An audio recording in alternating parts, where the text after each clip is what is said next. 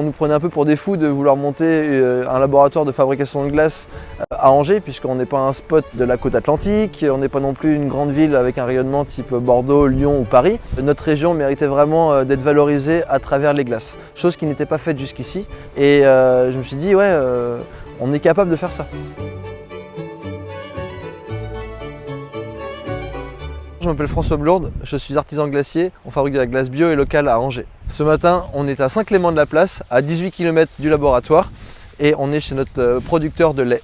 Donc là, on a Nala à côté de nous, donc une vache jersiaise originaire de Jersey et Guernesey, des îles anglo-normandes, réputée pour la richesse en matière grasse notamment et la qualité du lait.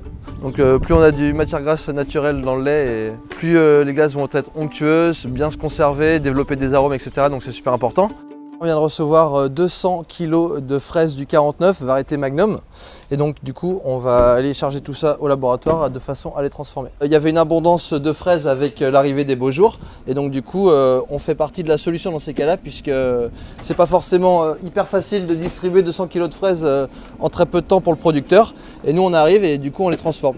Le bienfait de tout ça, c'est qu'on a vraiment des fraises à maturité avec du goût, de l'odeur. Elles sont très riches en sucre, ce qui fait que nous, on rajoute le moins de sucre possible dans notre glace. Et ça, franchement, à la fin, ça fait vraiment la différence. Donc là, on est au laboratoire. Au programme, là, on a un sorbet plein fruits à la fraise de Loire. Donc dans un premier temps, on va chercher à faire une purée très homogène avec les fruits frais. Que tout ce qui fait plus de 1 mm est éjecté. Sur la fraise, on n'a que les queues qui sont éjectées. Donc d'un côté, on a le déchet et puis de l'autre, on a une purée tout à fait lisse qui sort. On va rajouter un filet de citron. Et puis après, on a un sirop afin de jouer un rôle de conservant et de texturant. Donc de l'eau et un tout petit peu de sucre. On prend le taux de sucre et plus les fraises sont mûres, plus elles sont riches en sucre et moins nous on en rajoute. Une fois que le mix est prêt, la turbine à glace va brasser la matière et le résultat, c'est ce que je suis en train de mettre en bac actuellement. Sorbet plein fruits, ça veut dire qu'il y a une teneur maximum en fruits. Un Mr Freeze par exemple, ça rentre dans le cahier des charges de sorbet, sauf que c'est très éloigné de ce que nous on fabrique. C'est pour ça qu'il y a le distinguo d'appellation sorbet plein fruits. Dans un premier temps, on voulait vraiment se concentrer sur notre mission principale qui était de mettre en valeur le terroir autour de la Loire. Au bout de quelques années, quand vous faites de la glace et que vous faites l'impasse sur la vanille, sur le chocolat, etc., il manque quand même une partie pour satisfaire le plus grand nombre.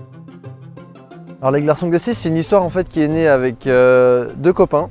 On était au collège ensemble et puis on avait 3 profils qui étaient assez complémentaires. Et donc du coup, on s'est lancé dans cette création d'entreprise. Représenter l'Anjou, mettre en valeur le terroir autour de la Loire, ça c'était des choses qui étaient fondamentales chez nous. En fait, quand j'étais petit, je voulais être paysan. Et du coup, de rester dans la filière dans laquelle je m'étais inscrite, c'était important pour moi. Et puis surtout, de garder mes racines rurales, ça l'était d'autant plus.